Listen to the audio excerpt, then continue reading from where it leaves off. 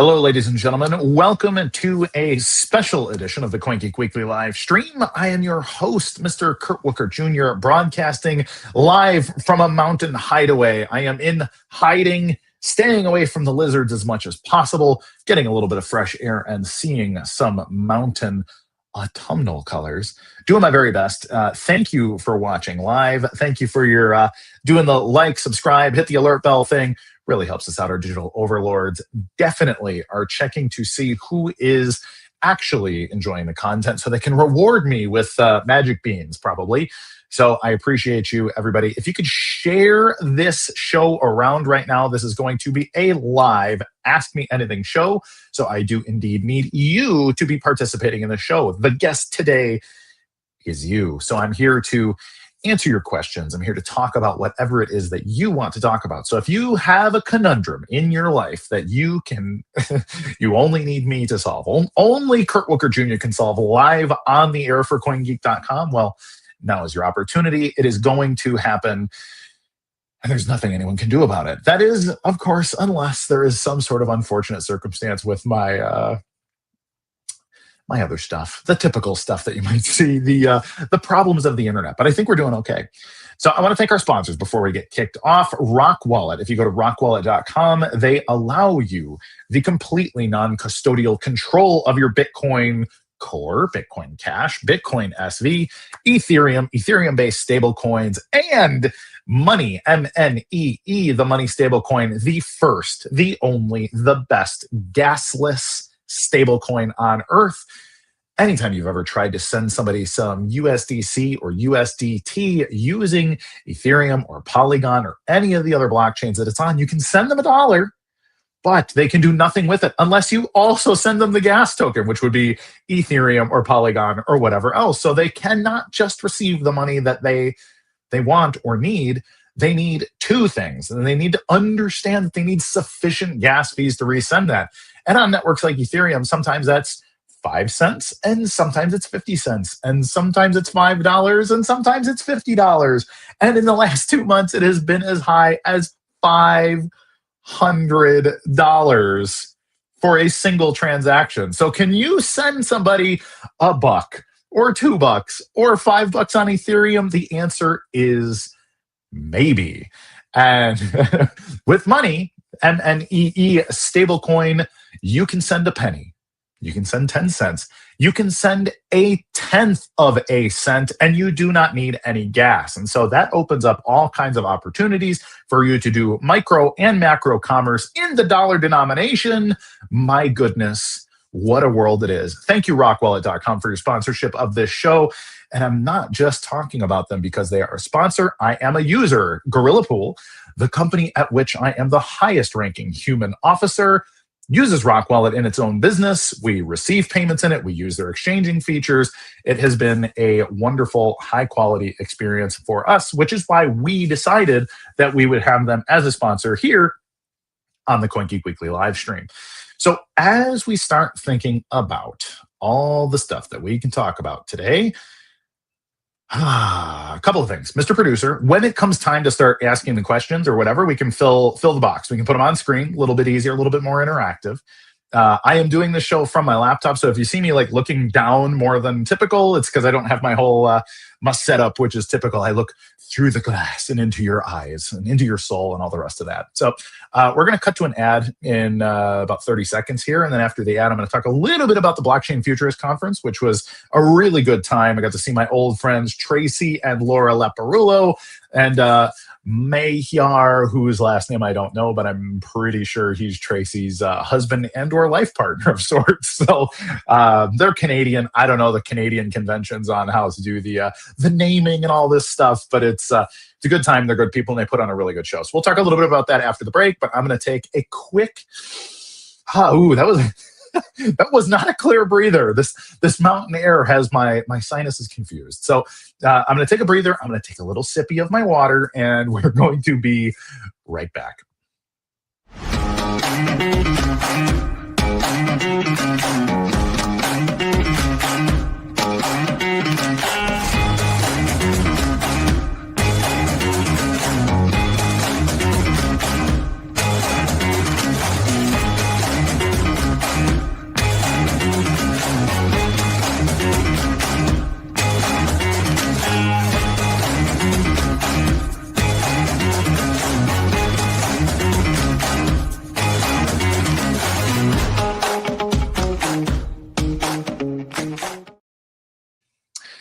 All right. So if you want to read about my experience at Blockchain Futurist Conference, you can absolutely do that. And I did not pin it, but I think it's my most recent post or two on x.com.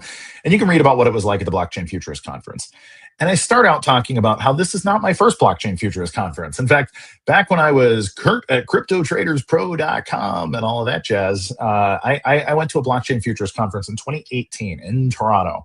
This is back in the good old days. I got to sit in the green room with like Larry King and sit and talk about what was going on. This was why Michael Saylor was just running his little empire doing whatever it was he was doing. And there I was talking to the people in the back. Roger Ver was a speaker.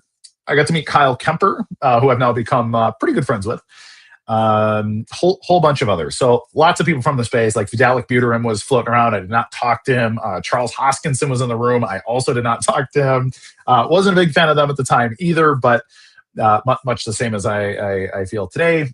But the show itself was fantastic. So going back to Toronto, Toronto had its own internal money to the city called Buns, and it was sort of a proto-cryptocurrency. I think it actually did not run in distributed consensus. It runs on some kind of database and works kind of like a coupon system.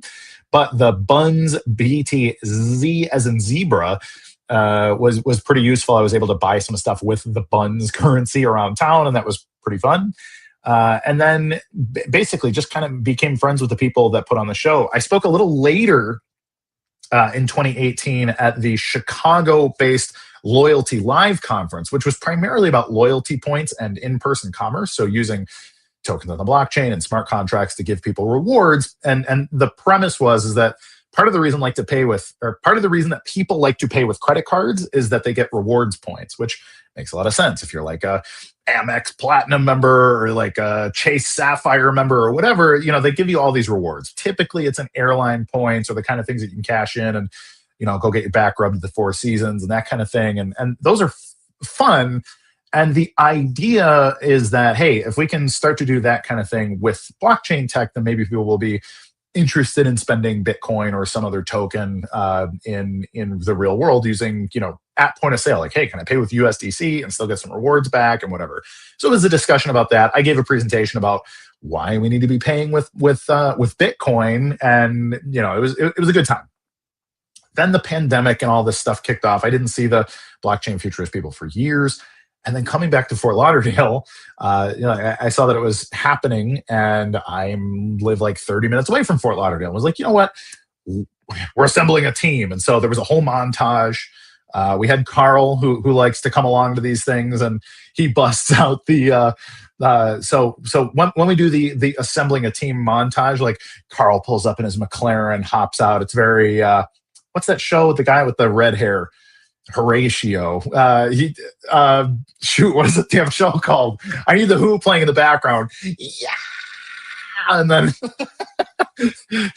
I need do I have sunglasses? I don't have sunglasses. I can just say he's not going glasses off anywhere. And then, okay. Anyways, for all you people that don't know my references, I'm just a total jackass. But if you're still here and would like to fill the troll box with questions, I'm looking forward to answering your questions. But I'm gonna monologue here for another minute or two about the Blockchain Futurist Conference. So we did London Blockchain like a little less than a month ago, and then in stark contrast, London and Fort Lauderdale could not be more different cities. And ultimately, had a really good time. It was great being outside. They had like these wonderful outdoor spaces, which kind of suck in the sun, get a little too hot, and get a little sunburny, but as soon as the sun starts to drop down the horizon, it's like this beautiful, mild, lovely weather. Everybody's hanging out outside. A lot of conversation. There were a lot of cool people talking about cool things. The Peace Through Transparency blockchain people really stood out to me. I talk a little bit about them in my article, but they're smart. They seem like the kind of people, me being like a BSV maximalist, I look at them and say, ooh, okay, they're competitive people. Now, we didn't go into the technicals of their blockchain. I don't know, the scalability and all this other stuff. But what I did understand is just how much work they've put into like regulatory compliance and making things legal in jurisdictions that really matter. And so they base their company and their foundation and their stuff in Singapore, which makes them instantly neutral. It gives them access to basically anything that's part of the Commonwealth of the UK, which is like half the planet. and really good stuff all around. So met some good people, got to catch up with Tracy and Laura and Mehar, and had a really good time. Oh, it just occurred to me, CSI Miami. That's the damn show. So every time I pull like a human hand out of an alligator's mouth, you gotta just say like, well, let's give this guy a hand, and then they play the Who music and whatever else. So let's start taking some of these questions. I can see some of them flowing, as it were. But Mr. Producer, let's start putting them. Oh my God, how could this start without messy times?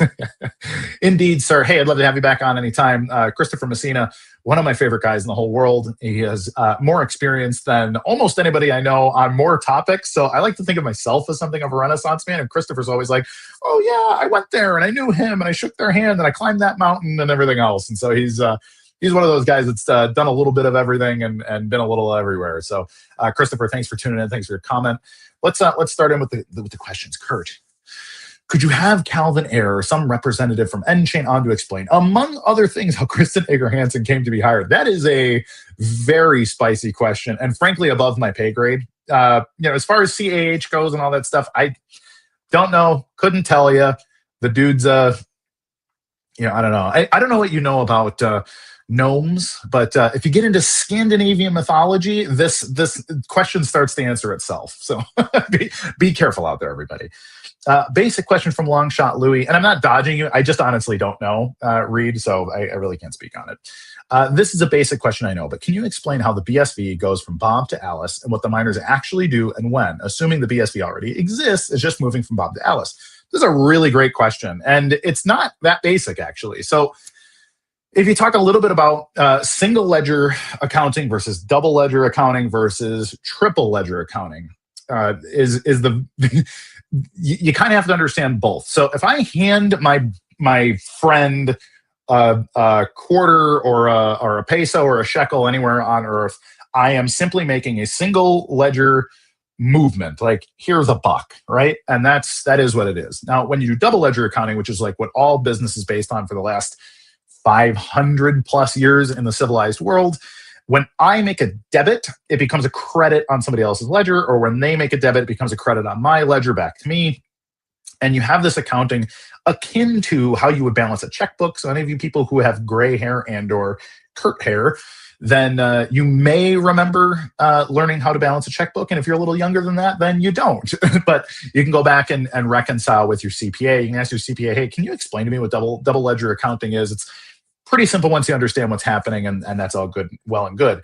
The triple ledger is when you have a third party that comes out and attests to the state of all things, and they attest to it with some sort of authority. So think something like a notary that is going over your stuff, or it's kind of like how your CPA signs it, except your CPA is bought by you or he's paid for by you, and so it's a little less accountable in that regard. Like, he may be colluding with you to incorrectly or maliciously balance your books.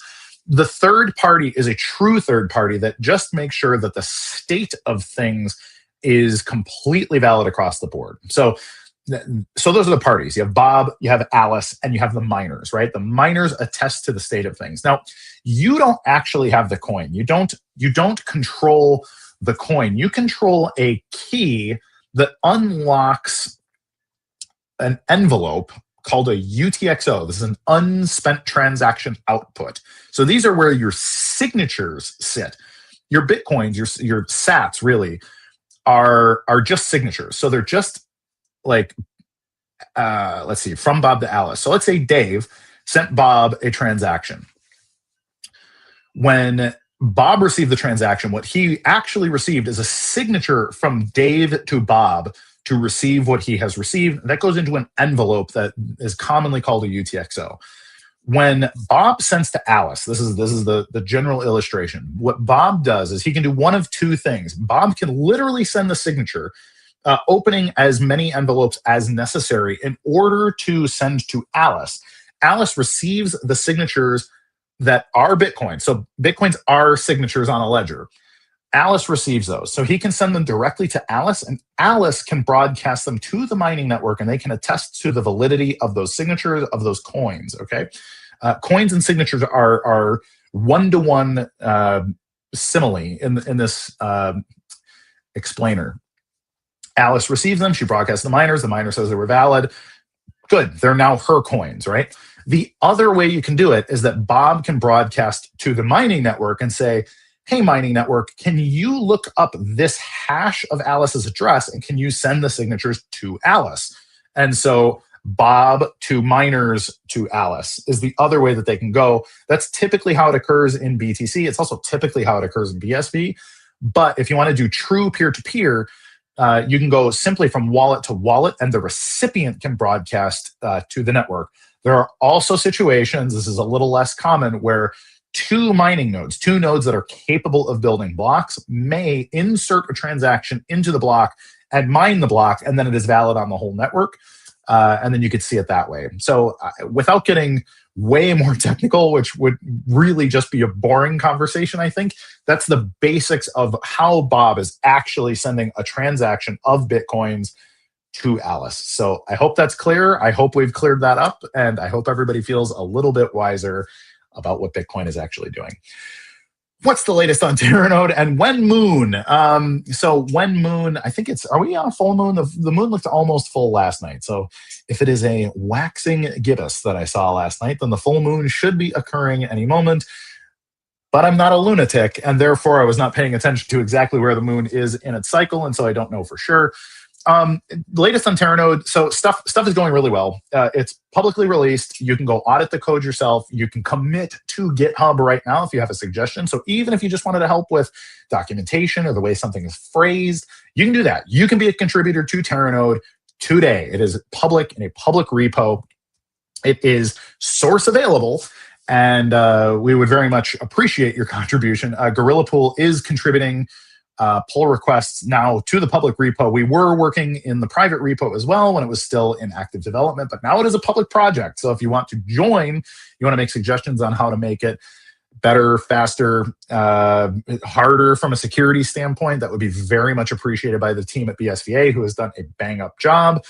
We were talking just internally about how awesome this whole subtree system is. At first, this was a pretty controversial thing when it was introduced, because I think a lot of people were kind of making it they were worried that it was something like a pre-consensus mechanism or kind of messing with the game theory of things. But now that people understand that subtrees are kind of an inherent property of Merkle trees and a Merkle tree-based system in the first place, people are realizing that, oh, wow, this is a really brilliant way to use the inherent cryptography of Bitcoin in order to make things more scalable. And so I'm super pumped. I've been pumped about Terranode for 6 years, 7 years. But as we've gotten to look under the hood over the last 9 months, we've been super excited about what we're seeing. And then ultimately, now that it is fully public and you can join, you can contribute, you can participate, it's a really good thing. Now, admittedly, it is not perfect. There's lots of little things that are kind of difficult, especially if you're used to using the classic Bitcoin, like RPC, API stuff.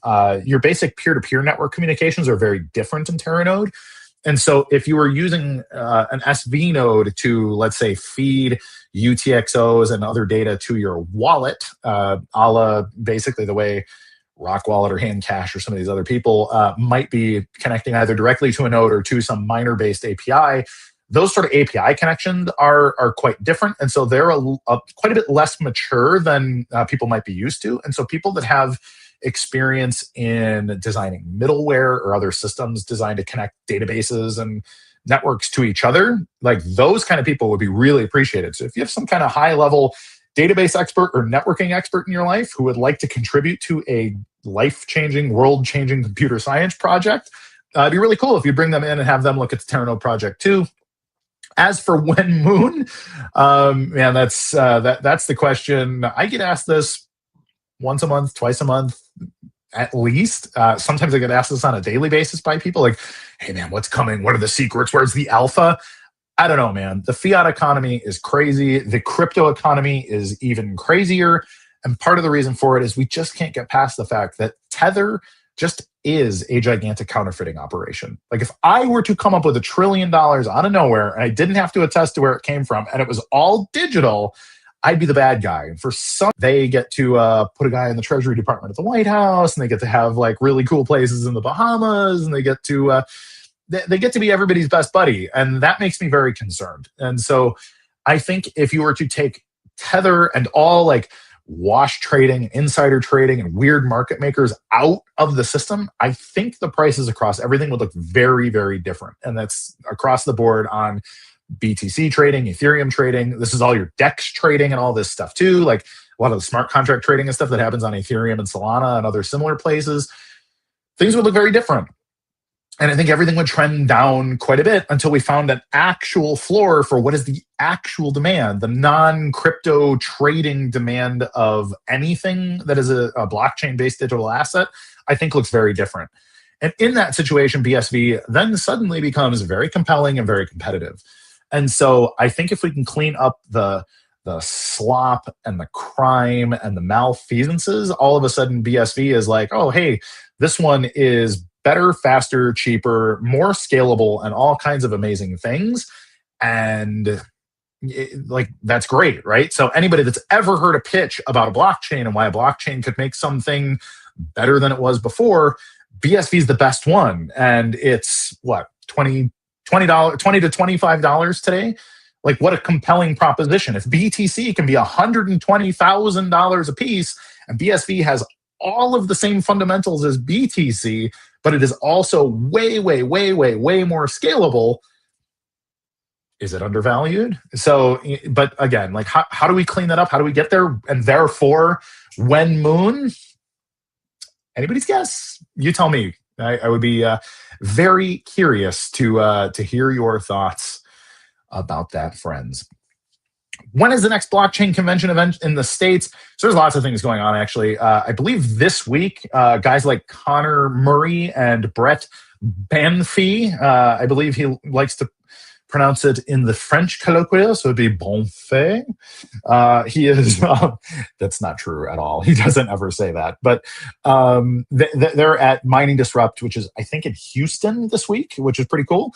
And then I will likely be attending in January the We Are Gonna Make It conference. So I'm going to need Carl again to strap into the saddle. We'll bring Chad and Steve out, my camera and lighting guys who are absolutely bonkers. Frankly, we should have a behind the scenes show on what our crew is like, because good grief, you have no idea how much fun it is to go to these conferences and have a good time. And frankly, people let us in because we just look like this motley crew of crazy, but then our content comes out and they're like, oh wow, you guys are great. So Chad and Steve both they've got experience, like Hollywood experience. They've worked for Disney and all kinds of other people doing lighting, sound, camera work. And they're a lot of fun. So we will see you at the We Are Gonna Make It Miami conference. I believe it's January 20th. So stay tuned for updates. We're going to keep you entertained. That's the goal here. 2 years ago, you had Peter Schiff on the show and talked about tokenizing gold. You could see the wheels turning in his head, and now Schiff Sovereign says they have a gold token coming soon. Archie, yes, indeed. Peter, so we kept a little bit of contact with Peter. And here's the problem with Peter. In a very basic sense, I like Peter. I've been a Peter Schiff fan for a long time. And that was one of my grail interviews. Like, I have wanted to talk to Peter Schiff for about 20 years. He was Ron Paul's pick to be, I think it was Treasury Secretary when Ron Paul was running for president. He was like, hey, we're gonna put Peter in charge of this. We're gonna bring sound money back to the United States. And that's been about as successful as closing a single military base around the world at all, or saving a single dollar. We are now $35 trillion in debt and a whole bunch of other stuff. But Peter is a lot more of an entertainer than people want to believe. And so I think a lot of what he does is very specifically for the Peter Schiff brand. Peter Schiff is more of a personal brand than he is his own person. And I don't say this as a criticism necessarily, but I want people to understand that Peter is not like day-to-day running Schiff Gold and these things. Like, it's a broker for these things. And I think there's a good chunk of his Bitcoin shtick that is just for marketing. He actually put out an ordinal project at least a year ago. It's probably a little more than a year old right now, on BTC as well. And, you know, Peter has a lot of really smart things to say. He is not a fool in any regard. But he's also, like, he's going to do the thing that makes him the most money. And the thing that makes him the most money is going to be looking for liquidity in the blockchain space, which is obviously going to come from BTC, Ethereum, Solana, and those other places. So If he wants there to be a gold token that people use as cash, he is going to learn very quickly why the liquidity side of the equation is not the scalable side of the equation. But I have a feeling he's not really going to care so much about blockchain-based speed. And so he is very much going to want to base things on liquidity because that's what's going to make the most sense for his business. And if those things don't scale, he only needs to pretend things are happening on the blockchain, maybe settle once an hour, once a day, once a week to the blockchain to just kind of say, hey, it's a blockchain project. But I would guess he would be very happy to just have things run in his own Shift Gold database or whatever the heck he wants to call it. And then ultimately manage it the way that you would manage an internal banking application or Cash App or PayPal. Like, I think it would probably run like that. And it'll have some kind of a like, hey, and it's a blockchain app. Hey, isn't that great? Because he knows that will bring up like good marketing. People say, oh my God, we got him. Peter's becoming one of us. And that's just not the case. Peter thinks Bitcoin is a foolish idea. I did indeed convince him that BSV properly scaled and properly integrated into the economy and therefore capable of doing gold tokens on the blockchain would be a good idea. Now, that was fantastic. I'm the blockchain guy that got Peter Schiff to agree that if these things could happen, and they can, by the way, that that a blockchain would be a good idea. But that was a rhetorical victory. The real victory is when Peter is forced, because he wants things to run completely on a blockchain, to move things to BSV. And when does that happen? Your guess is as good as mine. I don't know, don't have any insights. He certainly hasn't called me to discuss it. Can't wait. Let's bring it up. Got another one. Yep. Carbon Craft. Can't wait for blockchain to be more widely used so BSV can come out on top. There is literally nothing else. It's funny. I said this a bunch of times over the last few days. So the Blockchain Futurist Conference is a really good example. They're primarily Ethereum people. Good people. A lot of people with good ideas.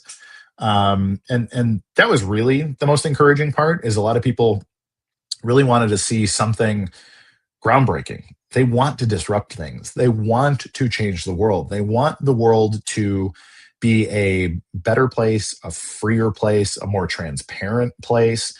They want individuals to have more self-sovereignty because they love the technology. They see the vision. They see what this is capable of.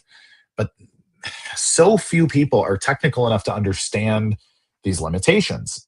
But when you get to sit and talk to them, when you get to say to the people designing some really cool business on Ethereum, and I get to tell them, hey, I've been here a long time. I watched everything from Crypto Kitties to the Gnosis ICO. I watched the EOS. I'm going to go from ICO to a functioning network to raising $4 billion and then to completely falling apart based on governance issues that turned into a gigantic civil war and forking into another, 2 or 3 blockchain projects that all hate each other and all, again, have no liquidity because they split the community over bickering. And this is the problem. This is consistently the problem with like libertarian self-government, which is kind of a fundamental aspect of coming to consensus, is that you are asking people to come together to make decisions together that are for the good of everybody. And in a world where we have a single blockchain, where like Bitcoin is used by everybody, that works out and losers lose, and then they fall back into line and rejoin the party. But it's so easy to split the database, give everybody an airdrop token, and start your own network that's like a whole lot better because it does one little niche thing. And just given the nature of the personalities of entrepreneurs and libertarians and everything else, you just keep splitting it up. And guys like Amaury Sachet were famous for saying, everybody wins when there's an airdrop. Everybody gets free Bitcoins, essentially. And time has shown us that it's not the case. We actually all lose. Like, you spread out, you get what's called brain drain, because some of your smartest people are going to go this direction and some of your smartest people are going to go this direction. And instead of working together, now you're kind of working against each other, and you're competing in a way that doesn't make a better end product for the end user, because you start to split into a totally separate economy. And I often give a church analogy. Now, if you look at like the Roman Catholic Church, which is the largest group of people who call themselves Christians, right? If you go real early, you have the Eastern Orthodox Church split off. There was problems between Greece and Rome, and so they split churches. Now, the Greek Orthodox have split into various factions of other Orthodox, and then your Roman Catholics have split into other groups of Roman Catholics, or Irish Catholics, or whatever. You had the British split off and created the Anglican Church, or the Church of England. You had the Germans split off, and they created the Lutheran Church, which, funnily enough, thought of itself as a Catholic church until the death of Martin Luther, when they finally said, okay, look, we're a totally different denomination now. And I could go into like 100 different, I can go into about 10 different major schisms, but truly there's hundreds, if not thousands of denominations. And truly the difference between Presbyterians and Mennonites is like, what clothes do you wear? What instruments are you going to play when singing to Jesus? And those types of things are pretty trivial in the grand scheme of things, when the real goal is to build the kingdom of Christ on the earth. Like, that's the broad goal. Just like the broad goal of Bitcoin is to completely disrupt fiat money distribution, central banking, commercial payments, commercial and government identity systems, tokenized assets, all these things. We're talking about trillions and trillions of dollars of disruption, and people are arguing about how 5 transactions per second is better than 100 transactions per second because digital gold and blah, blah, blah, blah, blah, blah, blah, blah, blah. And it's the exact same thing. If you talk to a non-Christian about the trivial differences between various denominations of Christianity, you seem like a crazy person. And it's the exact same way for people that are not technically inclined or some kind of macroeconomist. When you start talking about the difference between, say, Bitcoin Core, Bitcoin Cash, Bitcoin SV, Zcash, and Litecoin, and all these things that are essentially Bitcoin forks, people start saying, like, you guys all sound like essentially the exact same thing. Why are you fighting each other instead of working together on changing the world? And so it's just a gigantic pain in the ass. But I think, and this is my goal, that if you just keep explaining to people how a blockchain can disrupt things and why it is a good thing, people will want to participate in that revolution. And if they want to participate in that revolution, they will eventually make their way back to, Satoshi Nakamoto came up with a really good idea called the Bitcoin protocol, and it's only available on BSV. BSV is the only living implementation of the Bitcoin protocol, and therefore it scales to the whole world. It's in distributed consensus. Proof of work makes it that it is a viable decentralized system to fulfill these promises that are given when any one of your friends starts talking about blockchain. So pick your influencers from any one of the thousands of blockchains that exist, and ultimately their good ideas will eventually exist on the only network that can scale, or, and this is a pretty big or, but it's something to be considered, or we all lose. We can all lose this. If we bicker too much, we just schism out until we all fail. And so that's something that we all really need to deeply consider. Think about my producer. You're killing me. So he's shaking his head at me. No, impossible. Like I'm gonna fight about my one little detail. That opcode. If we don't have that op, you know what? Screw you. We're gonna go live on an island. So, all right, let's take another one. Does Handcash use the BRC100 protocol, and will an app built with Handcash be able to integrate with all the other wallets? As of right now, the answer is no, and I don't know. I've heard rumors that they are looking into it, considering it, etc., but nobody at Handcash has confirmed to me that they're going that direction. I can tell you that Gorilla Pool and sort of its adjacent parties are contributing to Yours Wallet, and Yours Wallet is upgrading to BRC 100 compliance because we believe that it's a good idea. But Handcash has traditionally gone its own direction. They have said, hey, we care about UI and UX, and we think we're the best at it, and we think people are going to come our direction based on the fact that they have a really good UI and UX, which is kind of like the Apple computer strategy. Like, we're not going to use AI. We're like, AI means Apple intelligence at Apple, and we're just going to have everybody assume that AI means Apple intelligence because we're going to do AI the best. And It's a cute idea. And when Steve Jobs was around, it worked because Steve was very early to very good ideas. And a lot of people try to make themselves like Steve Jobs without understanding just how brilliant Steve was at seeing the future and really seeing a future that only he could create. And it really is a both and. You have to have the vision and you have to have the drive. You have to have the patience too. It took Steve 15 years to create what it was that he envisioned. And then, since then, you get Tim Cook and some of these other people that have showed up and tried to keep that ball rolling. They're still running off of Steve's momentum. But, when was the last time we had a massive change in the way that consumer electronics are participated in? I could argue somebody like Sam Altman, maybe is close or he's starting to peck at that with like ChatGPT and some of these things. But same with Elon Musk and X and XAI and some of these things. But it's really hard to say that anybody has had as much of an influence on the way that people use technology as Steve Jobs. In the future, to pay a recurring bill with BSV and money, will I have to build a smart contract system or is there a plan designed for easy payments? So I think if you go back 20 years, 25 years, if you remember going to the store and using your credit card back before we had instant like swipe to pay or tap to pay technology. Tap to pay is now ubiquitous everywhere, but 5 years ago it wasn't in the US. Like we still had to do the swipe, you had to wait or whatever. But before then, there were these little, it's called NCR paper. It's like 2 or 3 sheets of paper. You'd stick it in a little machine and the machine had like a roller you'd put over it. So you'd go and roll over the thing. You'd have to mail that receipt into Visa or your bank or wherever else, right?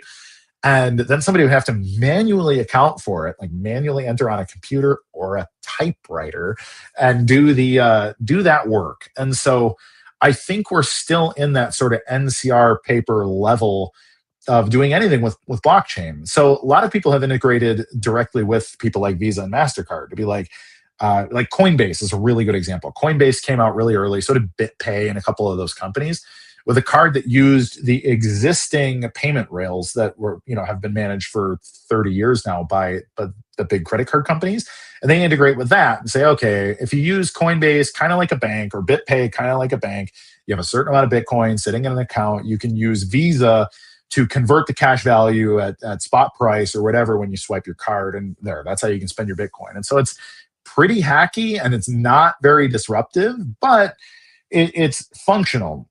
Now, the flip side of that is, the kind of thing that I used to do around Chicago when I was, super new to Bitcoin is the places that I would go and typically get a hot dog or a beer or a milkshake or whatever. I'd say, hey, can I pay you in Bitcoin? I'll help you set up a Bitcoin wallet. And this is kind of the sort of evangelism that guys like Roger Ver were famous for doing as well. Talking about how this is the best money in the world, and if you hang on to it, it'll probably go up in value, and hard money matters, and blah, blah, blah.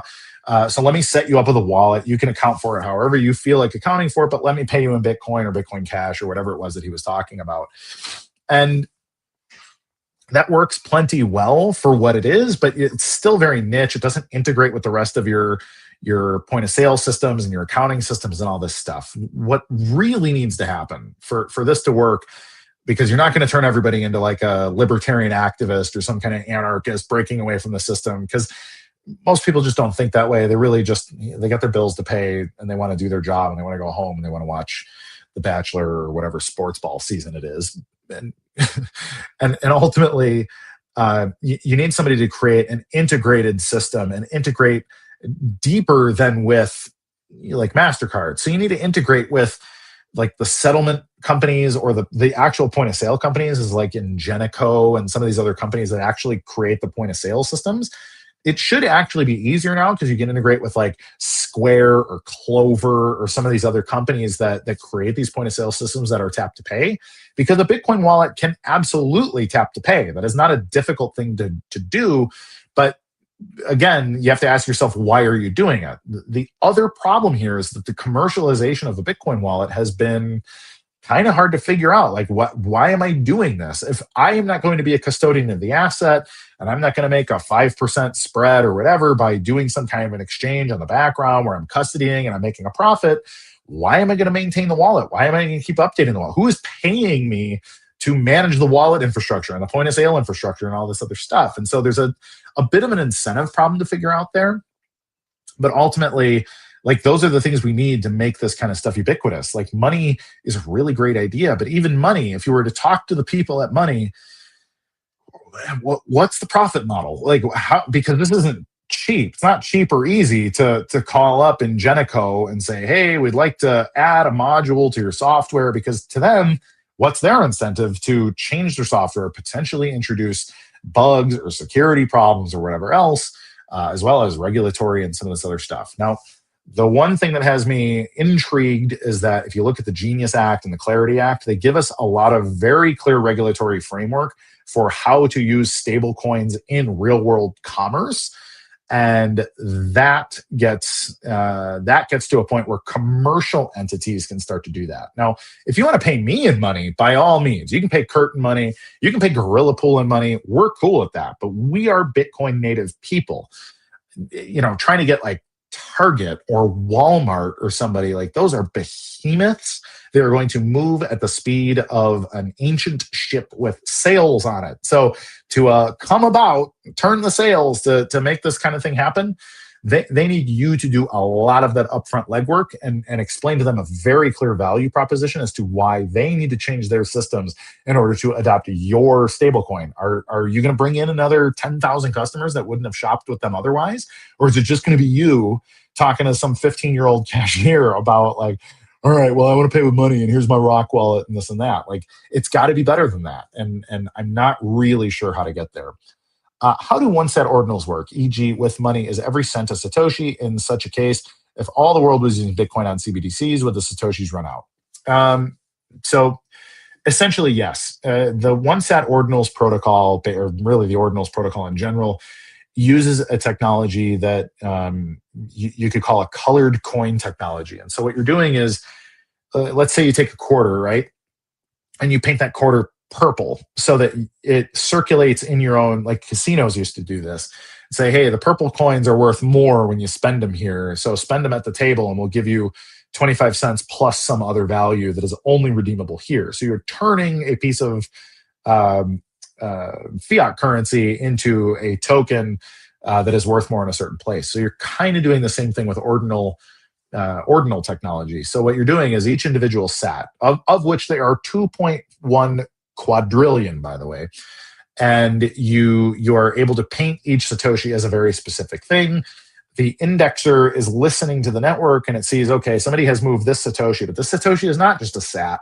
This Satoshi is a sat that has been painted with a money token, and therefore it is a penny or a dollar or a sub-cent or $1 million or whatever.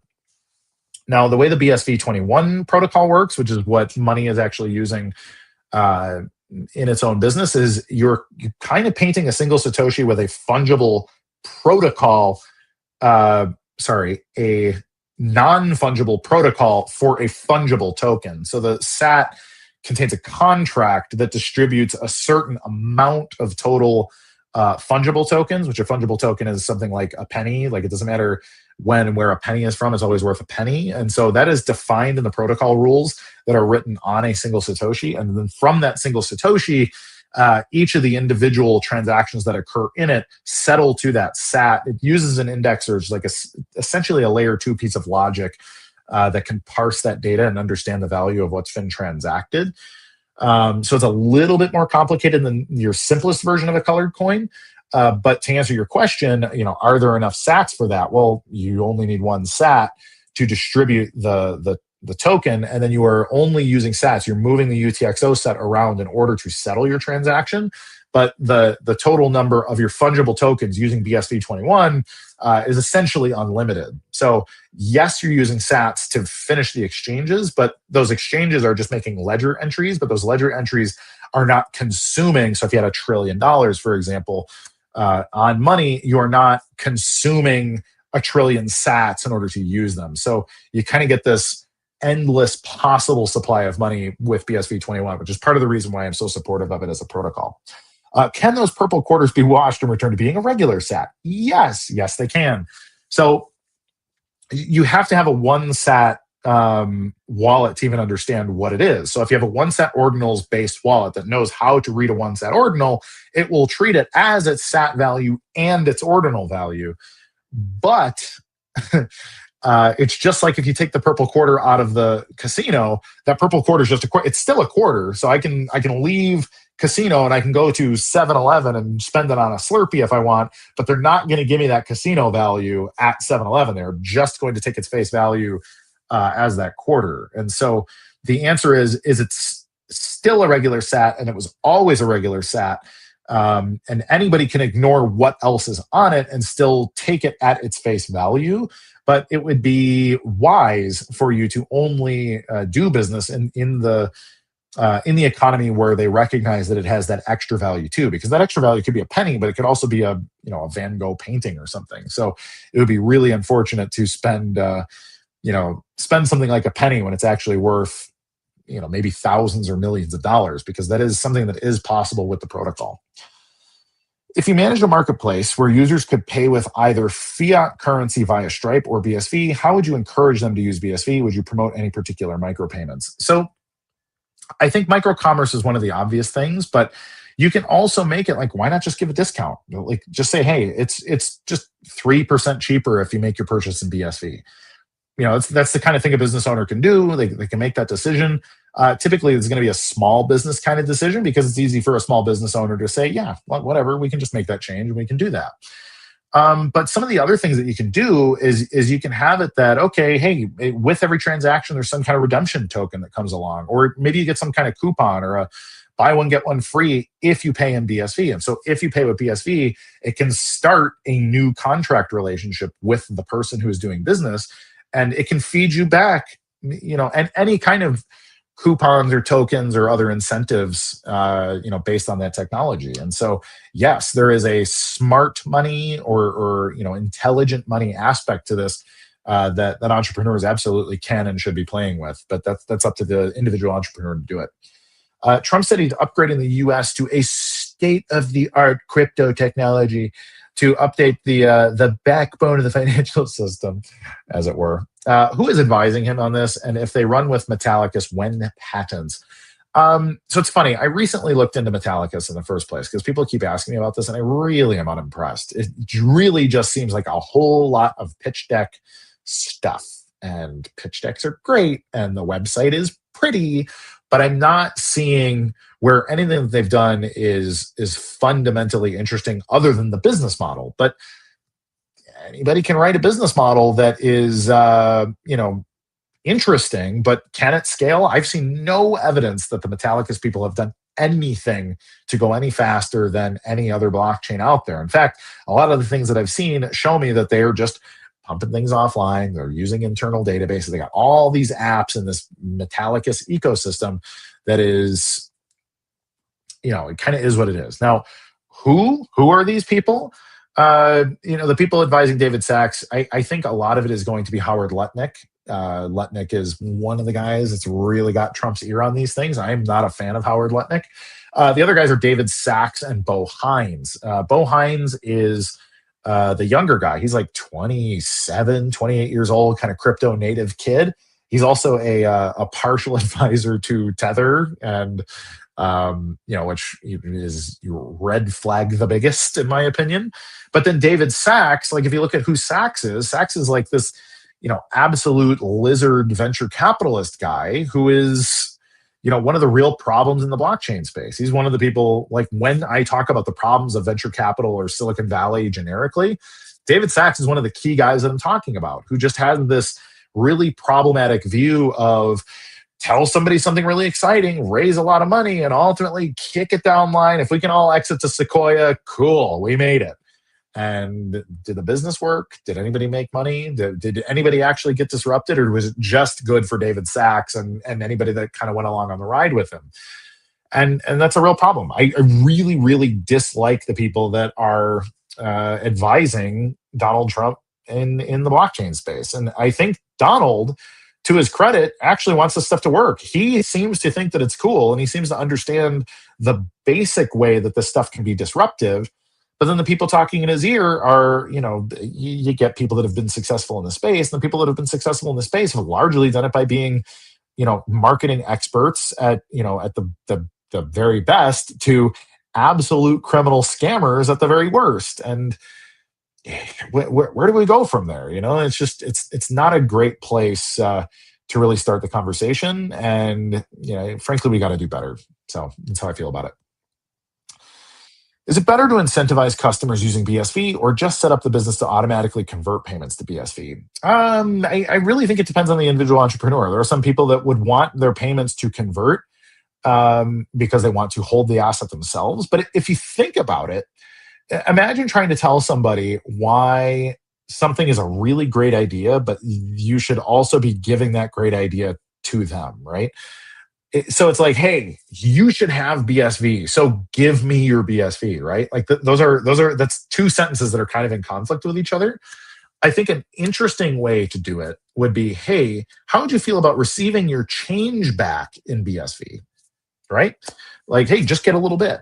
And a little bit just in case might be something that is a good thing for you. So, like, as far as incentives go, I really like the idea of having like tokenized coupon or tokenized incentives that aren't the asset itself, because I think of BSV as a type of fuel, right? Like, oil is valuable. I wish I had a lot of oil, but oil itself is, it's difficult to store and whatever, right? Like, I want to have.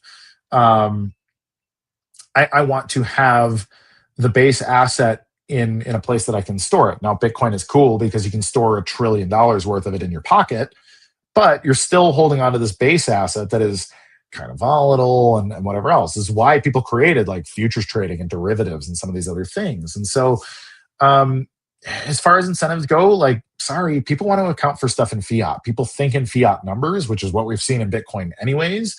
And so I think a fiat incentive or just a coupon back, like if I go buy a slice of pizza and they say, hey, cool, you want to sign up for our thing? And if you buy 5 slices of pizza, you get one free. Like, yeah, give me the card, hit my punch card. And so just make it a digital punch card because that's the thing. I lose my punch cards all the time. And I think it's now Stripe has some kind of incentive program or like a loyalty program, for example, like Stripe and Cash App and some of these other people have a loyalty program built into their cash registers now too.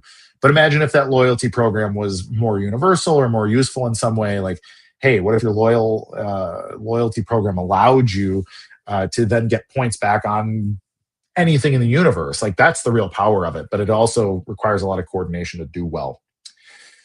Let's take some more. Is USDC basically Coinbase's version of Tether?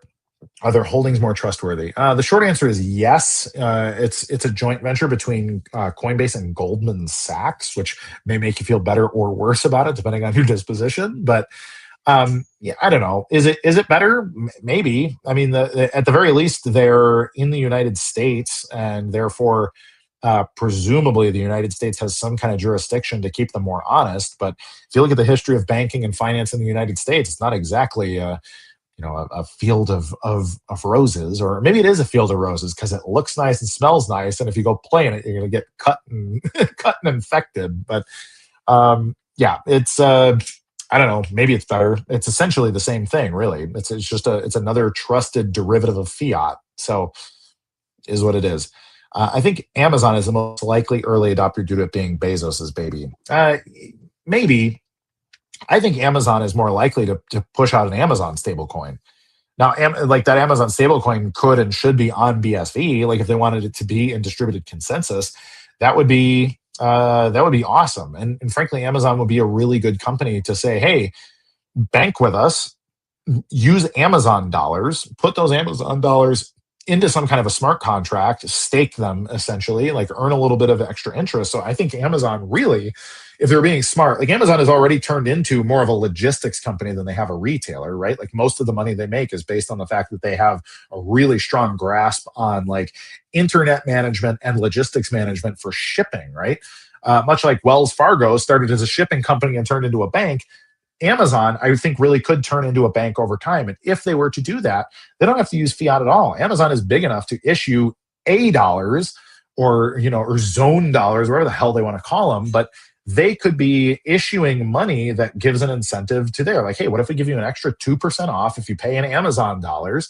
And then if you keep those Amazon dollars on your account, we'll give you interest back and all these other things. Then all of a sudden they start to become like, what are we using commercial banking for in the first place? If I look at the money that my household spends, or the typical household spends among the people I know, a lot of people are spending money on Amazon every week, if not every day. I know some crazy people probably spending money on Amazon every hour. And if that money is just recursive inside of Amazon, like that's a huge thing. So that would be that could be something I could see happening. And frankly, Amazon probably have a module looking into it, but I don't know when or if they'll have the balls to actually go into something like that. But I wouldn't be shocked if all of a sudden it was announced and they're going to give that a try. So keep your eyes open. Did Eric Trump seem to only care about speculation? No, actually. So the first thing that he said when he was on stage was talking about why Bitcoin really mattered to him specifically and to his family. And the first reason that he gave about it was based on the fact that his family had been debanked multiple times. So he talked about how, I think he said Bank of America and JP Morgan Chase both cut off bank accounts of the family. So presumably he's talking about Don Jr. himself and some of the other people in the family, simply because of the MAGA movement. So the Make America Great Again, the way he said it was, if you were wearing a red hat, you got debanked. And that was a big problem for them, obviously. And so then he went into like, hey, Bitcoin can't be stopped. They cannot take away or shut off my Bitcoin holdings, and that allows people like me to be able to do business despite the fact that we are political rogues, we're politically inconvenient, or that people would like to silence us by financial censorship. And so that was where it started with him, which I really appreciated. He did talk about digital gold and some of your typical like, yeah, man, it's going to go up forever because it's provably scarce and blah, blah, blah. And gold's not as good because if gold gets too expensive, we'll start to, break up concrete to mine the gold out of the concrete. Like if gold was $50,000, it would make sense to start remining concrete for gold dust. And he's right. Now, as for, where he's at on Bitcoin, a lot of people, they really care about Bitcoin fundamentals for their own reasons, right? Like, They see Bitcoin for what it is because it makes sense for their business. And Eric Trump is one of those people that saw that in BTC. So he's mining BTC. He made a joint venture with Hut 8 Mining. And they're doing pretty cool stuff, frankly, because they're getting themselves adjacent to the energy industry. And I think if you were to have a serious conversation with him about the Bitcoin civil war and why BSV matters, I think he'd be interested. He seems like an open-minded guy who's very passionate and knows what he believes and why he believes it, but he has an open mind enough, presumably, to see why there are problems with BTC. And so the other interesting thing is that the company also joint ventured with a company called Griffin Mining, and Griffin Mining was running BSV nodes until very, very recently when they seem to have dropped off. But Griffin's an interesting company that is worth looking into in their history with BSV, which is mostly quiet. So that's the top of the hour. I'm Kurt Wuckert Jr. We're actually going to record. We should record for Rad TV. We're going to get super spicy because it's just the Kurt perspective on things. So if you have not watched, if you're not a Rad TV subscriber, you should subscribe to Rad TV to see the extra spicy, super censored version or uncensored version of the show here at the CoinGeek Weekly live stream. So I'm Kurt Wuckert Jr., everybody. It's been a pleasure. Thank you for joining me. Thank you for your questions. Thank you for tuning in every week. Your subscriptions mean the world to me. They give me something to do every Tuesday. And next Tuesday, I will be back in my office. I will be where I usually am. And I'm looking forward to talking to you next Tuesday at 2 p.m. Eastern Standard Time. So again, like, subscribe, hit the alert bell, and be good to each other. Because if we can't be good to each other, then the rest of it, none of it, is worth a damn anyways. I will see you next week. Kurt Wuckert Jr. saying goodbye.